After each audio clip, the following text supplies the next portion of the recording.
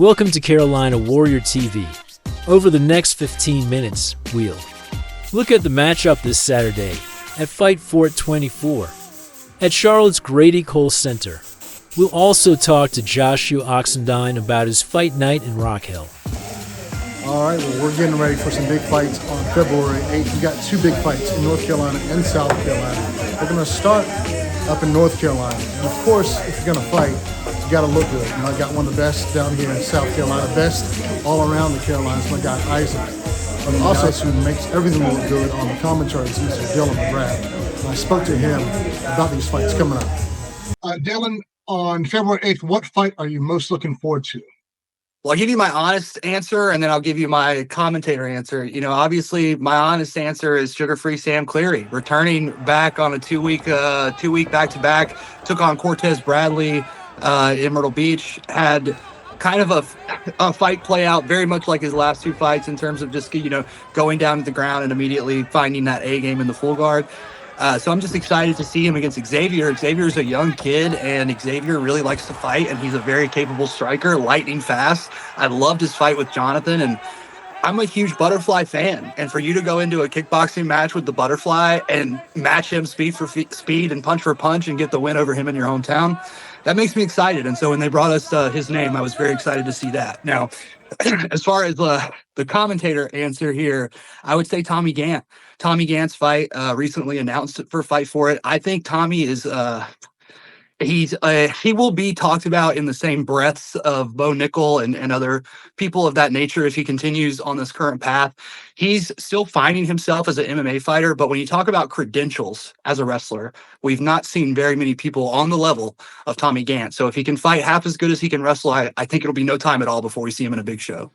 Dylan, you're going to be there on the call. There's a lot of fights going on. What's your sleeper fight of the night?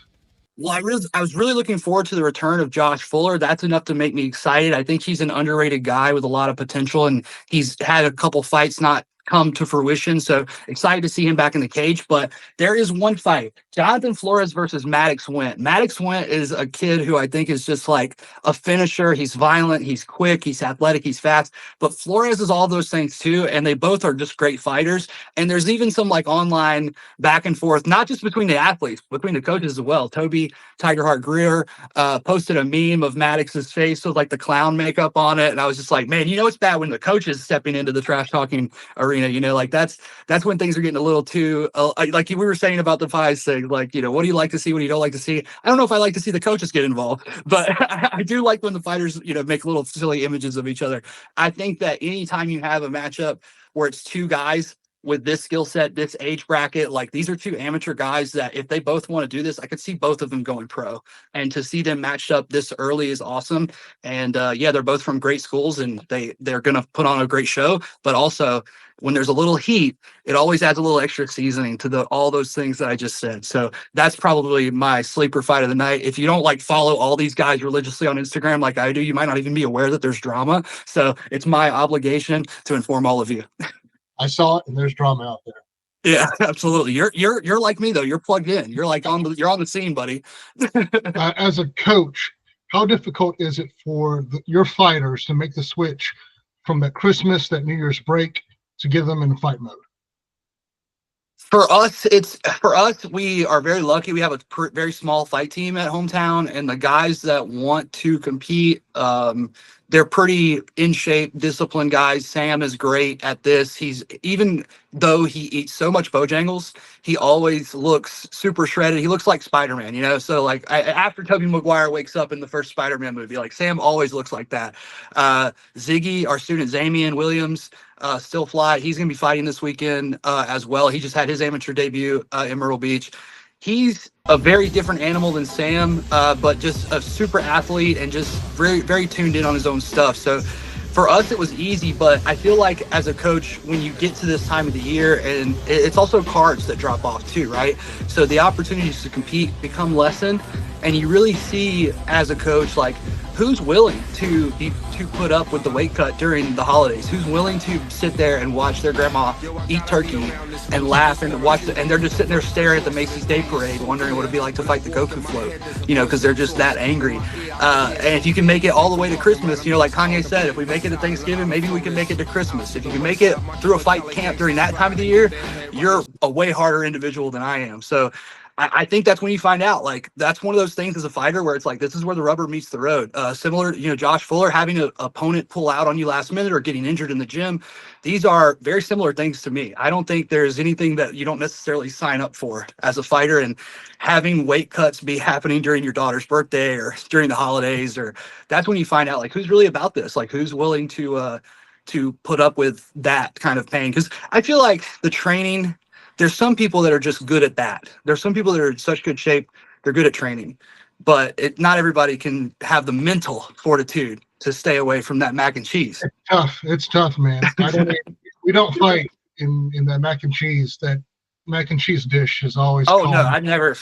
Even when I was cutting down for jiu-jitsu competitions and stuff, I never was in a match that I felt was worthy of, like, putting up with something like that for, like, missing out on a family meal for. So, I cannot imagine what some of these guys put themselves through when they're really hungry, especially these smaller guys. Same day weigh-ins, I think, are crazy work, as the kids say nowadays. So, I think that they need to get rid of that so these guys can at least be a little bit happier sooner.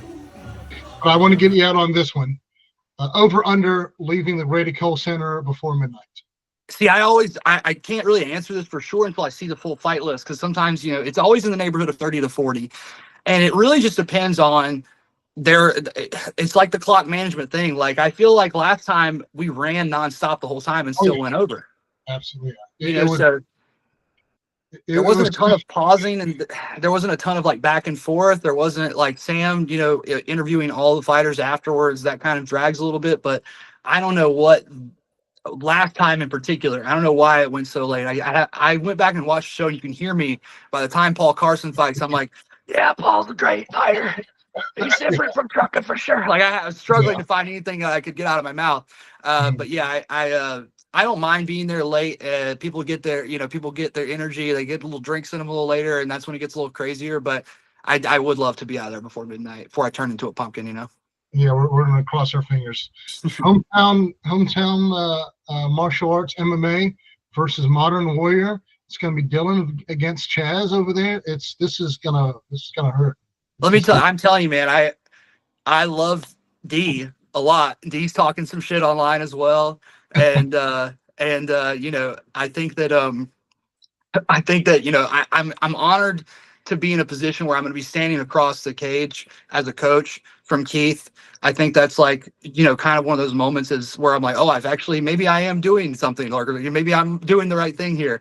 So I know what kind of fight they're going to bring, and I know what kind of training they get down. And I think that this is not necessarily something I'm embracing this. This is my litmus test. How good of a coach am I? Because if I can have two students go out there and have a good fight with Stiegel and with Bermudez, I know that we must be doing something right at Hometown Martial Arts. Absolutely, you guys are.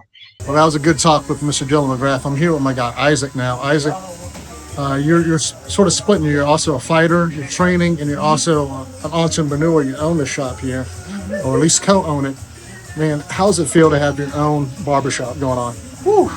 Man, it's a lot like the fight game, honestly. It's like it's everything happening at the same time, you know what I mean? It's a lot of emotions. It can be overwhelming, it can be cool, it can be great. You can't have the highs of the highs without the lows of the lows. So it's an interesting field, compared to MMA. Wow, it's a whole different field, Getting punched in the face and cutting someone's hair are two different things, but it's a lot about, like, how you can control yourself mentally. I think one thing that helps me is, like, here personally is the mindset. A lot of people get stressed out, or a lot of people get stressed out, and they let that overtake their mind and stuff like that. But barbering, if you're calm, cuts are calm, conversation, so it kind of helps you kind of build that that headspace, or like that brain thought that you're thinking about. Even when you're fighting, like, you gotta be calm. Same thing with cutting hair. You gotta be cool, calm, and collected, and answer all your questions. Because at the end of the day, it's on you. So what came first? It's almost like the chicken and egg, where you're like a. I know you wrestled first, but did you have a passion to like get involved in cutting hair and being a barber at a young age too? Actually, funny enough, when I was on the wrestling team, we did 1 year we went to the finals and we did like a state hair. We did like haircuts or like bleach. And a lot of the kids were like, "Yeah, I'm just gonna let Isaac cut my hair, like whatever." This and that. They didn't know that I can cut hair. At the end of the day, they were like, "Yo, this is actually pretty good." So I've always played around with it. I wouldn't say I wasn't a professional back then, but I did know I wanted to be involved with something in hair, or talking to people with a therapist or some type of thing. Yeah, because I can obviously when I roll with you, you're like very intense. It's like being a barber. Is this where you get to like be a little more calmer instead of trying to hurt me?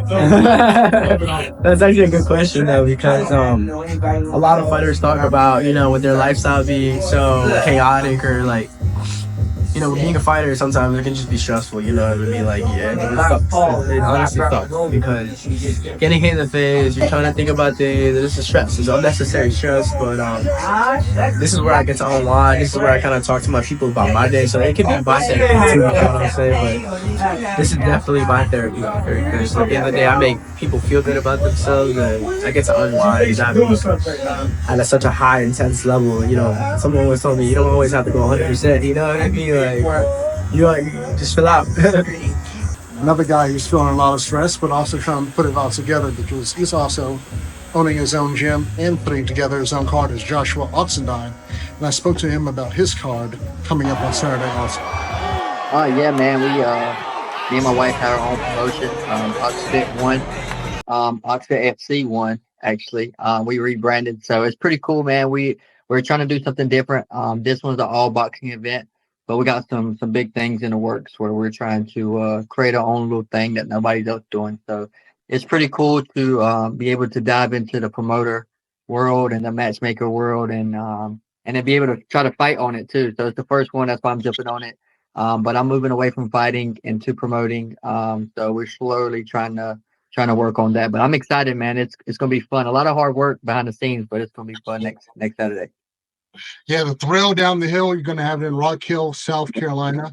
How hard is it to sort of get into this transition from being a fighter to now playing the matchmaker role? Yeah, usually you're getting paid to go in there to get punched in the face.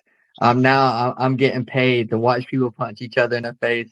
So it's a lot funner, but there's a lot that goes into the behind the scenes. It's very hard work, long work, very interesting. So it's worthy, it's worth it, especially when the fights are amazing and the fans are loving it and it's packed out. So February 8th, Rock Hill, South Carolina, the gymnastics center, doors open at 2, first fight's at 3, and we're gonna fight all night until around 10 p.m. So it's gonna be cool. There you go. As a matchmaker, you're putting all the fights together yourself. Like, what is a potential boxing match that you see yourself saying, this is a good fight? What are you hoping to pat yourself on the back about? Man, there's some killers. There's some killers that we have going on. With the boxing, we have a lot of new guys who's 1-0, 2-0. And then we have some guys who's just, journeymen who's just been in there and they just love to fight. They're tough. Boxing is a political game. It's not like MMA. It's a political game. So I'm still trying to learn the ins and outs. But we got the Allah brothers. They're amazing. They're both 1-0 as pros, but they've been around the scene in boxing as amateurs. So I'm ready to see both of them fight. Last time they fought on my card, they both put on an amazing show, man. Amazing show. One was a decision, but it was going crazy back and forth, blood everywhere. So it was fun. So I'm looking forward to both of them definitely fighting. Absolutely. And I know me and you talk every once in a while back and forth. You've got the itch, man. You want to get back inside that ring in there. Right. Just how bad is that itch, and what are you looking forward to doing in the future? Yeah, man. I love to fight. I love to fight and owning a gym. I'm boxing every day, so just be able to get in there under the lights, and to be able to fight on my own show, right? Like I'm always making all these other promoters money because I sell a lot. So it's fun to be able to fight on my show and know I'm keeping everything. So It's gonna be a good time, man. It's gonna be a good time. I'm the main event. And we're gonna go in there and put in work, and it's a tune-up before the big one coming up. So April 4th, Myrtle Beach, South Carolina. We'll be fighting. BYB is coming to Myrtle Beach, so we're coming to invade. So I'm gonna sell it out. And it's gonna be a good time. I'm excited, man, to take off the gloves, put on the gloves, to take off the gloves, and punch somebody bare knuckle. Yeah, he's got to go back and forth coming up in a couple of days. The preacher man's about to baptize somebody Yes, down sir. in Dirty Myrtle, baby. Yes, sir. I'm ready, man. It's gonna be warm. Like I said, April 4th, so it's gonna be a good time. So we'll knock somebody out Friday night, and then that Saturday night we'll go to the ocean and enjoy time with the family. So that was the interview with Josh Oxendine about his fight, a big fight weekend coming up on the 8th. See, I got a good look going on here by my guy Isaac Hona. Got the fresh lines and everything. So you want to make sure you look good for fight weekend. Stop by. Let's give them the location. Manolo's Barbershop. There you go. You can search us on Instagram, Facebook, or online. All that good stuff, and hopefully we have some good fights coming up on January 8th. Hope to see you at the fights. See you next time, folks.